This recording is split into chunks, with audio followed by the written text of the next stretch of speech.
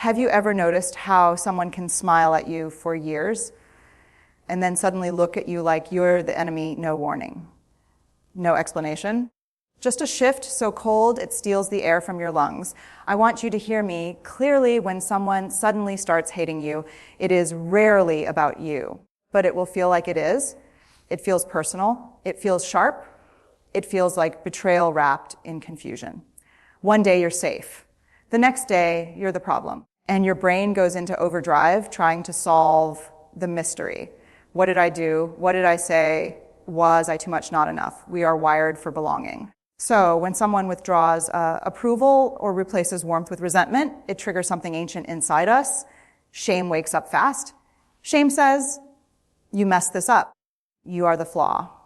But here's the uncomfortable truth. Growth changes relational contracts. And not everyone agreed to the new version of you. Sometimes the hatred isn't about your behavior. It's about your evolution. When you become more confident, more boundaried, more honest, more self-aware, you disrupt unspoken dynamics, and disruption makes insecure systems shake. So before you assume you're the villain in someone else's story, I want you to pause, because sometimes the only thing you did wrong was outgrow the role they were comfortable with you playing. Let me say something that might sting a little. Some people liked you better when you were shrinking, when you were quieter, easier, less opinionated, less powerful, when you apologized for things that weren't your fault, when you carried emotional weight that wasn't yours to hold, when you made yourself smaller so everyone else could feel big. And the moment you stopped doing that, the moment you said no, the moment you chose rest instead of over-explaining, the moment you set a boundary without guilt, that's when the temperature changed. Because growth threatens people who benefited from your self-doubt. You didn't betray them. You just stopped betraying yourself. But here's the hard truth. When you rewrite your identity, people who were comfortable with the old version of you can experience that as rejection, even if you never rejected them, even if you simply became healthier. And unhealthy systems react to health as if it's an attack. So they might call you selfish, cold, dramatic, different. They may say you've changed like it's an accusation. And you know what? You have changed. That's the point. Maturity is disruptive. Confidence is destabilizing to people who rely on your insecurity. Boundaries feel like abandonment to someone who was overstepping. Their discomfort does not mean you did something wrong.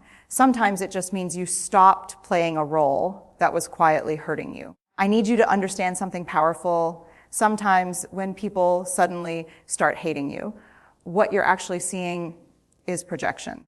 Projection is when someone cannot tolerate something inside themselves, so they attach it to you. Maybe you're disciplined, and they're struggling with their own lack of follow through. Maybe you're confident, and they're drowning in self-doubt. Maybe you're healing, and they're still committed to their wounds. Your growth becomes a mirror, and mirrors are uncomfortable. Because when someone looks at you and sees what they wish they had the courage to become, it can stir up envy. And envy, when left unexamined, curdles into resentment. But here's the thing about envy. It doesn't announce itself politely. It disguises itself as criticism, as sarcasm, as sudden coldness, as stories about you that don't match your character. And if you're not careful, you'll internalize that distortion.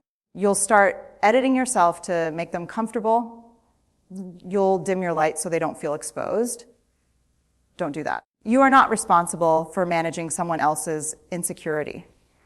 When people refuse to do their own work, they often try to make you the villain in theirs. It's easier to label you arrogant than to admit they feel inadequate. It's easier to say you've changed than to confront the fact that they haven't. Projection feels personal, but it's rarely accurate. And the bravest thing you can do is refuse to carry what was never yours. Let's talk about boundaries, because this is where things really start to fall apart for some people. The moment you say, that doesn't work for me anymore, someone somewhere will decide you've become difficult. When you stop answering late night emotional emergencies that were never yours to solve, when you stop over-explaining your decisions, when you stop tolerating sarcasm disguised as humor, when you stop giving unlimited access to your time, energy, and body, watch how quickly admiration can turn into accusation. Because people who benefited from your lack of boundaries will experience your boundaries as loss. And loss, when someone lacks emotional maturity, often turns into anger. They won't say, I miss having control. They won't say, I don't like that. I can't manipulate this dynamic anymore. They'll say, you've changed. They'll say, you think you're better than everyone. They'll say, you're too sensitive. But here's what's actually happening. You are teaching people how to treat you. And some people preferred when the lesson was silence. Boundaries are not walls, they are clarity. They are self-respect in action. They are you deciding that your nervous system matters. If someone starts hating you because you stopped tolerating what hurt you, that doesn't mean you became cruel. It means you became conscious, and conscious people are very inconvenient for those who relied on their unconscious compliance. I want to take you somewhere deeper. Sometimes when someone suddenly starts hating you, it's not about jealousy. It's not even about boundaries. It's about control. Every relationship has an unspoken agreement, a pattern. Them. Maybe you were the peacemaker, the overgiver, the one who fixed everything, the one who tolerated the mood swings, the one who kept the peace at your own expense. And the system worked because you were absorbing the tension. But the moment you stopped carrying that weight, the moment you said, I'm not doing this anymore, the system destabilized. And when people lose control of a dynamic that benefited them, panic sets in. Panic often disguises itself as anger or hostility or sudden character assassination, because control feels safe to people who are deeply afraid. If someone built their sense of stability around you being predictable, available, agreeable, and you stopped being those things on demand, it can feel to them like the ground is shaking. But listen carefully, you are not required to remain predictable to protect someone else's comfort. Growth will always threaten control-based relationships.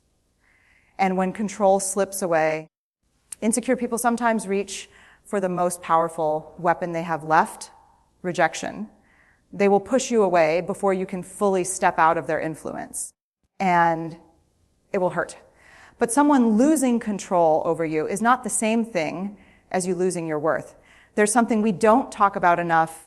Healing is loud to people who are still bleeding. When you start going to therapy, when you begin naming your emotions instead of suppressing them, when you refuse to participate in gossip, when you stop reacting and start responding, you disrupt cycles.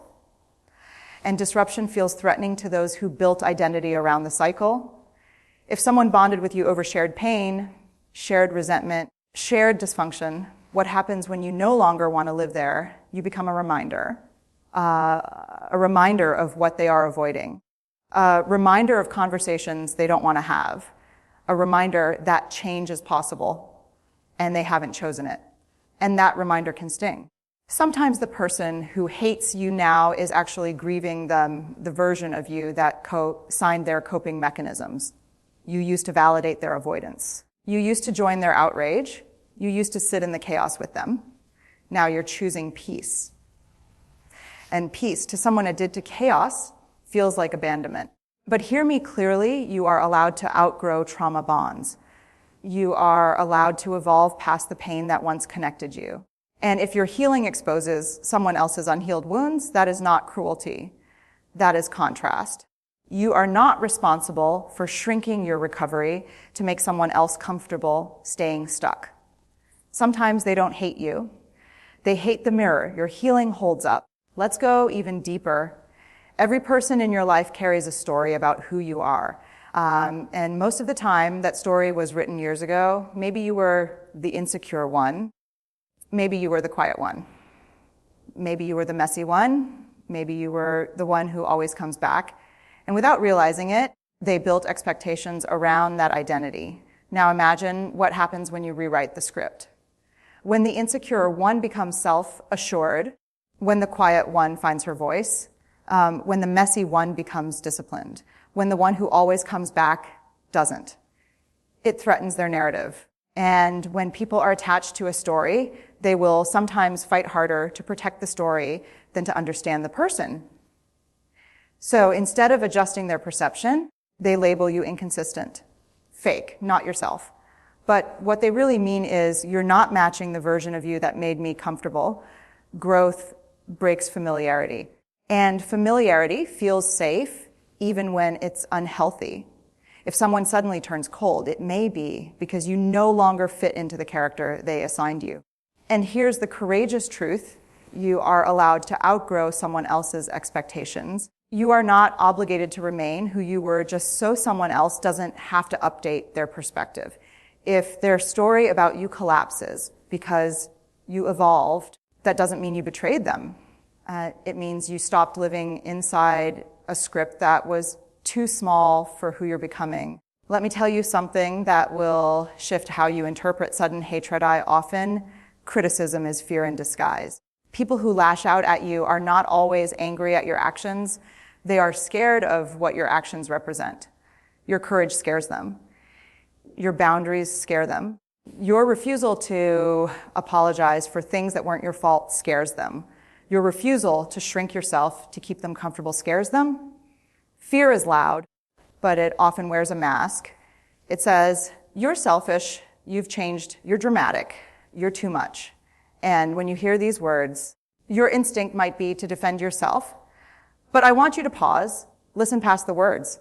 Behind every angry accusation is a fear they cannot name, fear of losing relevance, fear of being exposed, fear of not being enough. Sometimes their hatred isn't about you at all. It's about their terror of looking inward. And instead of facing that, they project it onto you. The problem is not your growth. The problem is their inability to tolerate it. And here's the key when criticism is fear disguised as attack. It's not meant to help you improve. It's meant to protect their fragile narrative. You can respond with awareness, not with guilt. You can meet fear with boundaries, not with apology. And you can honor your evolution without trying to fix theirs. Because the truth is, you cannot calm someone else's fear by shrinking yourself. You can only keep growing, bravely, unapologetically, fully alive. Here's something we all resist. Sometimes people hate us because it's time to let them go. And I mean, really let them go, not just physically, but emotionally, spiritually, energetically. Because holding on to someone who resents your existence is like holding your own growth hostage. The truth is, you cannot carry people's comfort at the expense of your integrity. You cannot stay small to make someone else feel safe. And you cannot negotiate love that is conditional on you being less than you are. When someone turns against you suddenly, it can feel like a loss. But what if it's actually liberation in disguise? What if the hatred isn't a punishment, but a release from obligation? Release from trying to explain yourself endlessly. Release from performing your worthiness to someone who never intended to see it. Letting go does not mean you stop caring. It means you stop enabling their projection. It means you stop participating in the system that no longer serves either of you. It's terrifying because for a moment, the silence feels like emptiness. But emptiness is the space where your courage grows, where your peace grows, where your self-respect grows. And when you embrace that space, you realize people will come and go, but your growth, your integrity, your authenticity remains. Letting go doesn't make you cold. It makes you free. It makes you unapologetically yourself. Your evolution deserves that freedom. Here's the truth I want you to hold on to deep in your bones. When someone suddenly starts hating you, it is almost never about you. It's a fear. It's about envy. It's about control. It's about pain they refuse to face. It's about the version of you they were comfortable with and their terror that you've stepped out of it. You are not the problem. Your growth is not the crime. Your boundaries are not the betrayal. Your healing is not rejection. And your courage is not arrogance. The world will always have people who are unsettled by change, threatened by honesty, intimidated by light. That is not a reflection of your worth. That is a reflection of their capacity. So instead of shrinking, instead of apologizing, instead of trying to explain yourself, stand in your truth. stand in your growth, stand in your clarity. Yes, it will hurt when people leave, when doors close, when love turns cold, but let it hurt. Let it remind you that you are alive, that you are evolving, and that you are worthy of relationships that celebrate, not fear, your being. And in that space, in that courage, you will find something extraordinary, the peace of knowing you are not responsible for someone else's fear. So when they hate you, smile inwardly, because you are no longer playing a role that was too small for your soul. You are no longer living a story someone else wrote.